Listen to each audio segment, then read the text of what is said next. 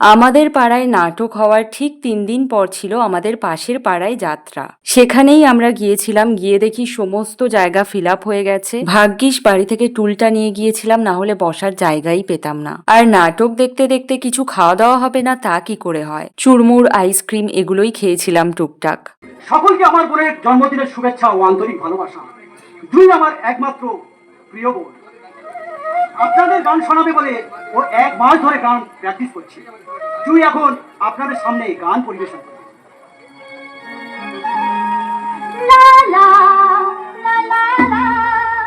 ব্যাস তখন প্রায় রাত 11:30 বাজতে চলেছে। আমরাও হাঁটতে শুরু করেছি। খুব বেশি দূরে নয়, 2-3 মিনিটের রাস্তা। বাড়িতে চলে এসেছি, এবার খাওয়া দাওয়া করবো, তারপর ঘুমাতে যাব। সবাইকে টাটা।